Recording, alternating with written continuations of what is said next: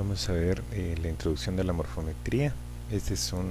La morfometría es el campo de estudio relacionado con la variación y cambio en la forma de organismos u objetos.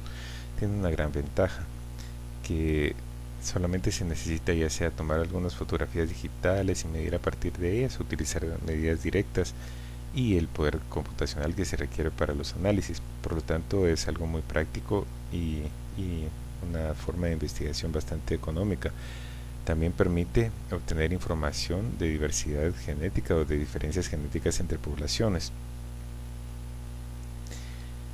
Para hacer un análisis morfométrico se puede hacer ya sea un análisis univariado, que es cuando se comparan los grupos por cada carácter que se mide, o si se mide un solo carácter es por un carácter, pero es menos utilizado que hacer una comparación multivariada, que sería con muchas variables medidas, por ejemplo la longitud entre los ojos o la longitud de la nariz, muchas características medidas juntas. Sin embargo, vamos a ver primero el análisis univariado y luego vamos a ver el multivariado. El análisis univariado se utiliza principalmente para comparación de asimetrías, pero también puede utilizarse si se desea ver un carácter clave o muy particular en una especie.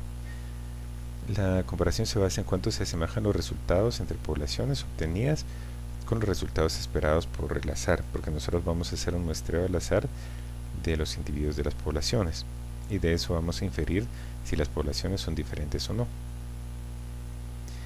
Para esto se indica el nivel de significancia, o sea, vamos a definir un nivel de significancia dado, que es el alfa, que usualmente es el 5% o 0.05, que nos va a decir cuándo una diferencia entre poblaciones se considera que está dentro del azar o si es significativamente diferente. Existen dos clases de pruebas estadísticas, las pruebas paramétricas y no paramétricas.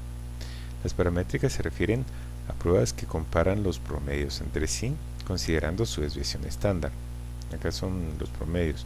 Requiere como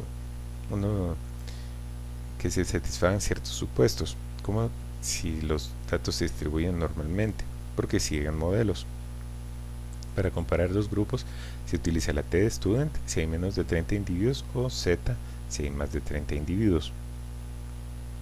Para comparar más de dos grupos se utiliza el análisis de varianza, pero este requiere no solo la normalidad sino la homocedasticidad, que implica que haya igualdad de varianzas entre los grupos comparados, o sea, todas las poblaciones tienen que tener la misma varianza.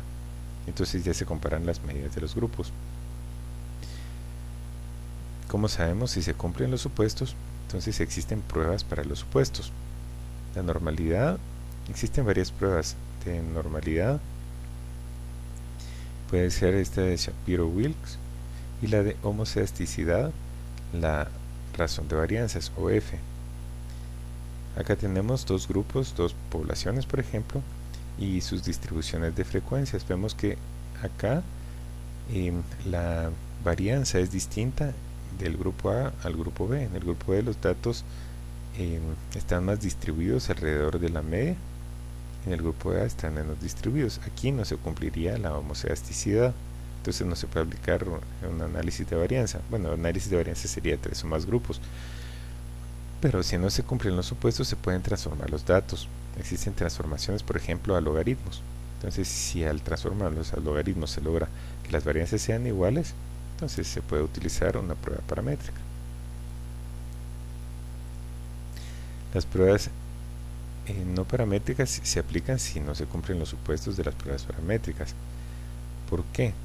Porque estas son menos poderosas. Si tenemos una diferencia entre dos poblaciones, es más fácil detectar que la diferencia es real o es significativa con una prueba paramétrica que con una prueba no paramétrica.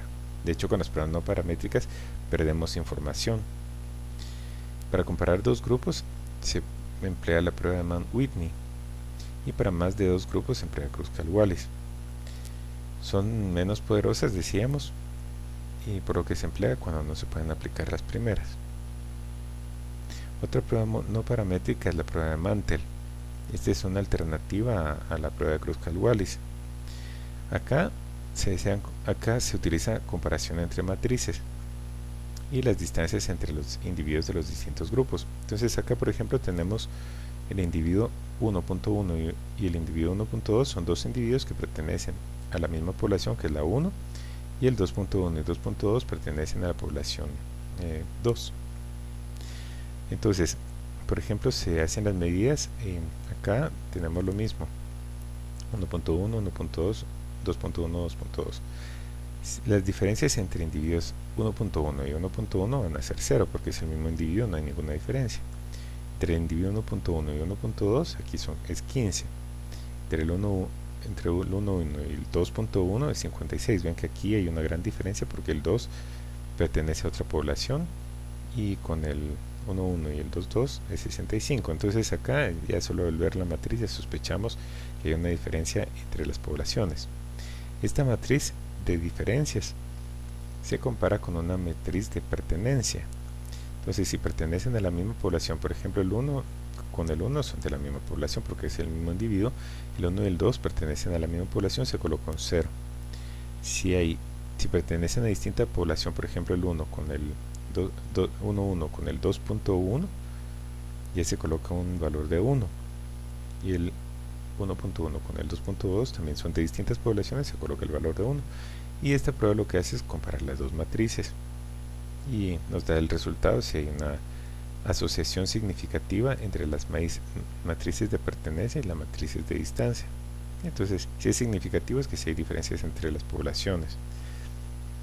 Esta prueba de Mantel permite también comparar distancias métricas o genéticas. Por ejemplo, y es utilizada mucho cuando se desea ver si las poblaciones que son más distantes a 100 kilómetros también son más diferentes genéticamente. Y entonces aquí pueden incluirse índices de semejanza, incluyendo todas las medidas. Por ejemplo, puede colocarse el promedio de las diferencias entre dos individuos para todas las mediciones hechas. Entonces aquí ya se convertiría en una prueba multivariada. Es bastante flexible.